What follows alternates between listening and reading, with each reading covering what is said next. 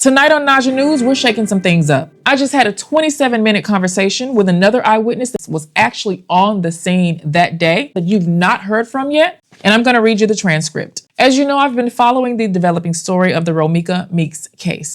Romeca was a 31-year-old mother that was gunned down after dropping her son off at school. Now, for obvious reasons, this witness did not want their voice anywhere on the internet, but they did allow me to transcribe the conversation, and I'm going to read it right here with you tonight. Now, because of all the misinformation that's floating around on the internet, I am actually getting some more. Oh, I just got some photos of the crime scene. Oh, it shows exactly where the cars are. Okay, so I'm going to come back to that. I'm literally getting news and information as we speak. So like I was saying, this particular witness was actually on the scene. And because I'm getting so much information and misinformation, it's taking me more time to verify the validity of the statements and the claims that I'm getting from everybody. With that being said, if you or anyone you know has any pertinent information relating to this case or any other case that I'm researching currently, all I ask is that you tell me the truth. And please don't be offended that I asked you to prove that what you're saying is true. This case has rocked the internet and garnered national attention at this point. People are befuddled. How on earth a loving 31-year-old mother could get shot in the face after dropping her 6-year-old son off to school? We've even seen the sweet note that she wrote him, which ultimately turned out to be the last. Just days after the incident, speculation has caused the internet to be on different sides. Did Holly and Carlos set Romeca up? Was this a case of wrong place, wrong time? Was Romeca the aggressor? Did somebody just get away with the perfect murder? I'm Naja Hall, and this is Naja News. Person with a gun, 2200 South State. You got a female black, light complexion, green tracksuit, has a gun. Fighting with another female black, dark complexion. So let's walk through this together. Police scanner audio reveals that a fight broke out, followed by reports of a woman seen with a gun. The incident happened after 9 in the morning on September 8th at Romeca State. 31-year-old Romeca Blackman got into a physical altercation with another woman. Both of them share a child with the same man. He was also present at that scene. The other woman pulled out a gun and shot Blackman, then admitted to it in a video recorded at the scene and widely shared on social media. I want to know how did she just walk away? How? When they told you that he had her in the headlock, how did he even walk away? So just to clear this up so it makes even more sense, that woman that she's talking about filed protective orders against Blackman dating back to December of last year and as recently as this summer. The family believes it was all done to create a paper trail against Blackman. In the video, the shooter did say she had a concealed to carry license. She was taken into custody by police but later released. As for Blackman, her family says she was unarmed and there was no reason for her to be shot. And of course, we did reach out to the Cook County State's Attorney's Office on this to get the status of the case, and this is their statement. After an initial review of the evidence presented by police, there's insufficient information to make a charging decision at this time. We will continue working with the Chicago Police Department as the investigation proceeds and remain committed to pursuing justice for everyone in our community.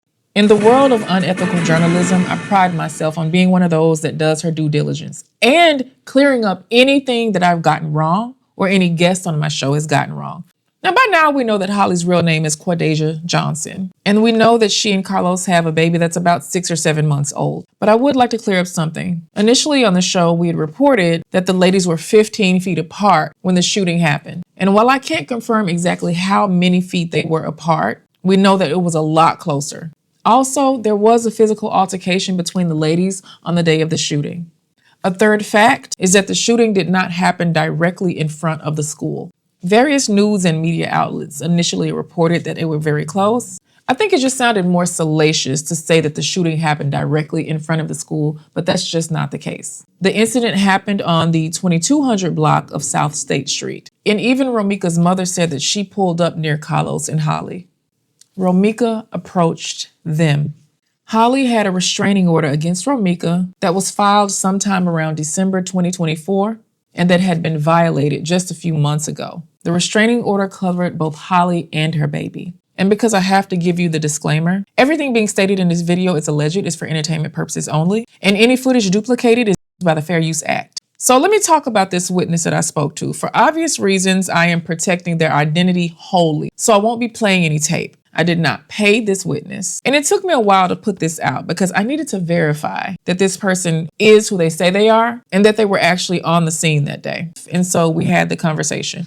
We talked on the phone for about 24 minutes, and I've transcribed the entire conversation right here. The witness is scared and probably suffering from PTSD. It took me a while to make them comfortable and reassure them of who I am and to let them know that they would have complete anonymity. So if you or someone you know has any information that will help us to move the needle forward on this story or any other story that I'm working on, then you have my full assurance that you will be protected. This person lives in the Chicago area, obviously, and this conversation took place around 8:30 p.m. Eastern. Oh, and before I read this, I'd like to add, there is another witness that I'm hoping to speak to, and I do have their information. And perhaps if they see this video and how I present facts when it's concerning an eyewitness, then they'll feel comfortable with coming and talking to me. So after a few minutes of getting acquainted and getting to know one another, I asked the witness, did you see the altercation from the beginning? They said, I was there, but I pulled off once I seen the woman pull the gun out. I came right back and Romeca was dead. All I can say is the way they're making the guy look is not true. Oof. He was trying to de-escalate. Also, the Mexican woman and her boyfriend were not out there when it first started. I said, okay, when did you arrive on the scene? At what point during the interaction? I did have to redact this part because it has identifying details, but this witness was in the area. The witness says that they saw all of the cars on the scene that were there and that they had made the left and went back up the street. Took care of a personal matter.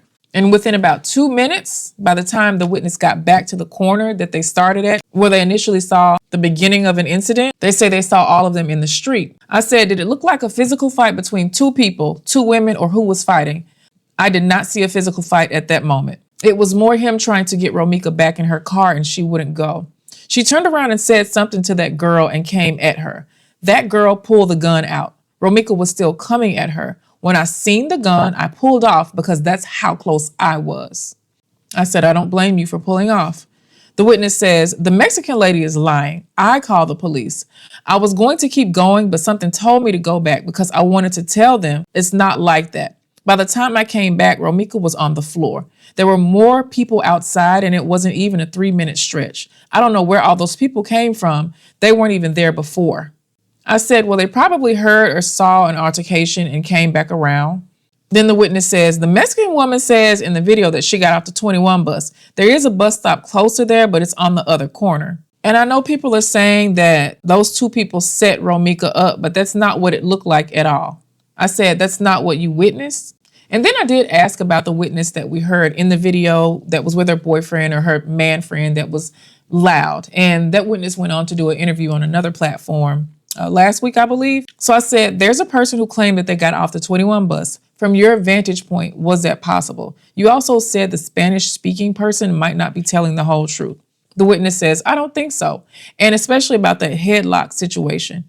What I can make out is some licks were passed and he grabbed Romeca, but not holding her down for that woman. It was not like that at all. He grabbed her and the other woman did what she did. She shot her. They were not tag teaming her at all. I kept seeing him trying to push Romeca to get back in her car. He said, get the F back in your car. She would wiggle away from him and then charge at the other woman again. So I said, they weren't jumping her. Who appeared to be the most aggressive person on the scene? She said, Romeca.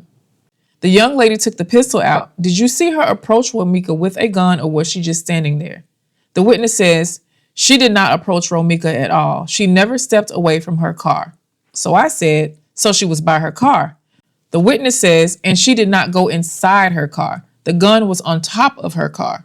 So I said, the gun was already on top of the car. Then are you saying that she grabbed it and Romeca was coming toward her and she fired a shot? The witness says, once she upped that gun, I pulled off.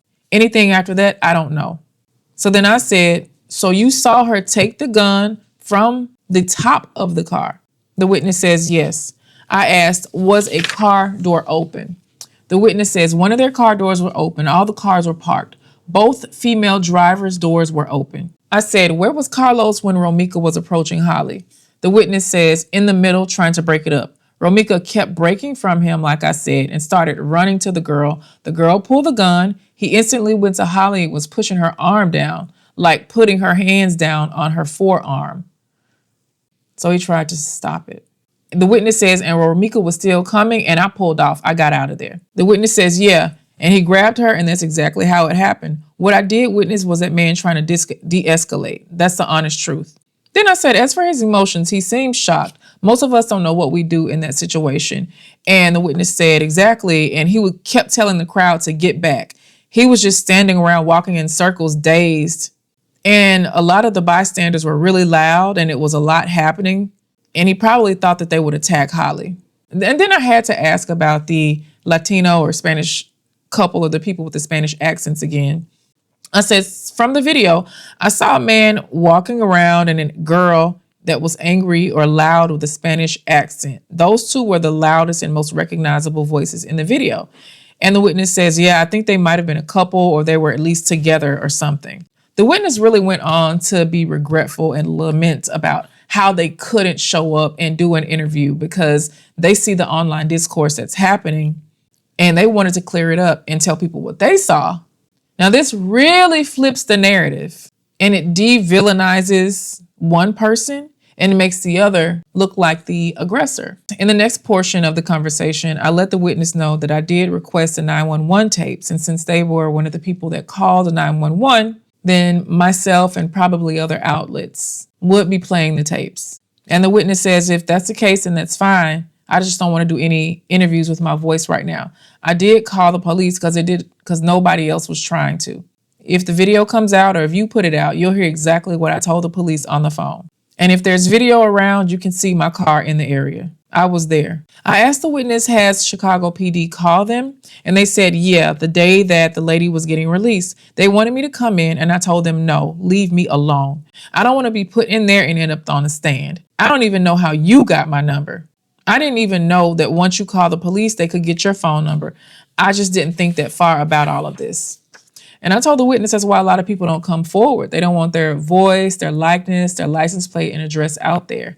The witness says, hey, people are going to be really mad at me. The witness also said they didn't want their voice out there because they see what's happening online and the people that are getting demonized in this case, and they don't want to be attacked because what they're saying that they saw does not fit the narrative of who people want to portray the deceased to be. I firmly believe you can be a very loving, doting mother and still be a scrapper out there in the street. You can fawn over your child and still want to fight your baby daddy's other baby mama. You are allowed duality, and that's one thing that's really difficult, that's going to be really difficult to accept in this case, especially as details are unfolding.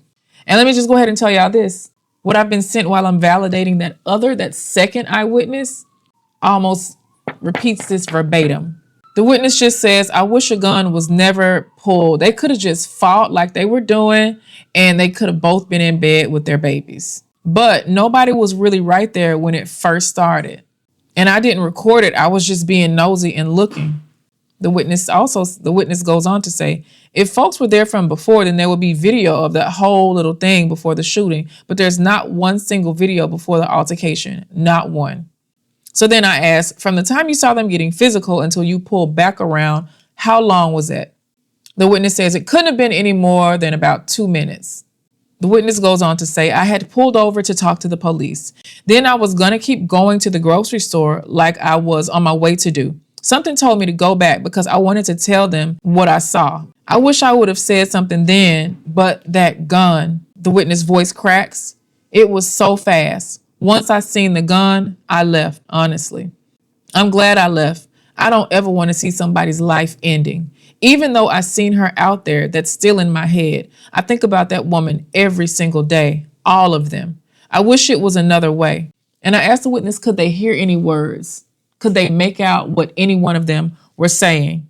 And the witness says, one thing that Holly did say out there was, you keep fucking with everybody about this. You keep fucking with everybody. She said that. And also, I've been seeing Carlos or somebody put up videos of Romeca being aggressive outside of Disney. And I said, yeah, I saw those. And the witness said, yeah. Is that what you saw that day, like in those videos? The witness says, I did. His body was in front of hers and she was in her car door. Her car door was open and she was standing up. I really couldn't hear what Carlos was saying because she was the one yapping. It's an interesting use of words. So I said, what was she saying to him? I really can't remember, but she was the one talking. I said, was she yelling or talking like you and I? More high pitched, but not super loud with profanity. That's why I stopped my car initially. She was standing in her driver door, but he just couldn't just pull her in the car and make her sit down. She stood in it so he couldn't push her in the car. She said something, then turned to Holly. Then Holly said something. Then Romeca turned to the side, ran around Carlos and started going toward Holly. And she asked her what, and I had to take this part out to redact it, what something was. She went at her. The other woman literally turned around, grabbed the gun off the top of her car outside, and I pulled off. She was still going at her. While he was breaking it up, Holly said, I'm tired of you fucking with everybody about this nigga. That's all I could make out that was said. I really can't even remember anything else after that. I just thought it was a regular fight. So I asked, so when Romeca was standing in her car door and talking, was Carlos across from her? Because at this point, I'm trying to get a good gauge of where everybody was. The witness says, no, he was literally at her car door trying to get her back in the car. I said, and Holly? The witness says, Holly wasn't nowhere from her car. She was standing in her car with the driver door open, with her back to the car. She didn't appear aggressive to me until the woman started coming at her. And it started to dawn on me, this is probably why the police didn't prosecute. And also, they know way more than we know. This is speculative, but I'm willing to bet that Holly and Carlos were probably able to show previous conversations where they were being threatened and Holly felt valid in her fear against Romeca. And just to add another point, I got some screenshots from another source and they corroborate this version right here. And they say that Holly's baby was in the back seat of her car and Romeca was going for one of the windows. So if that baby was in the back seat and she's going for the window, and keep in mind the restraining order protects Holly and her baby, I'm just trying to understand how we could go from a physical fight to a gun being drawn. But let me get back to the witness statement. The conversation went on for a few more minutes, and I did ask the witness, would they be willing to allow me to record their voice and skew their voice? And the way we edit voices, nobody could even tell if you're male or female. But the witness declined, and I have no choice but to respect that. The witness did say, I wish there was a way I could help him, but I really don't know what else to do because I don't really see what they could charge him for. I saw him try to smack her arm down. He looked so stressed out. That man looked lost. He looked dazed. That's the crux of the conversation. And this changes things. This changes the narrative on what guilt looks like. On the last video, we talked about what the possible charges could be if the state decided to prosecute. Would it be involuntary or voluntary manslaughter, first or second degree murder? Chicago doesn't really recognize third degree murder. If Romeca did pull up and approach them at the 2200 block of South State Street, the school was not there. This was where Carlos was near. And by the way, their son was able to attend that school because they were able to use the father's address. Carlos did not know where Romeca lived. Another fact is Romeca is said to have been in a relationship for a couple of years with a man whose name starts with an M, allegedly. So to reiterate, despite what we thought, there was a physical confrontation. In the first video we made about this case, I said that Romeca made a U-turn to pull up to Carlos and Holly. Some reports say she might have needed to make that U-turn anyway to get on the highway to go wherever she was going. A source tells me that Carlos was going to the gym. Romeca's cousin also said that Carlos mentioned to her that he was going to the gym.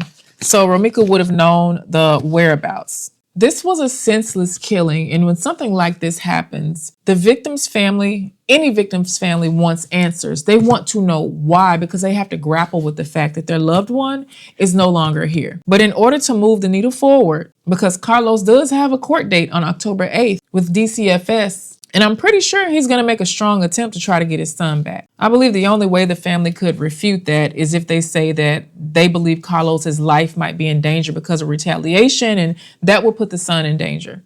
But if the court grants him his son back, now this family has to figure out how to stay connected to Carlos Jr.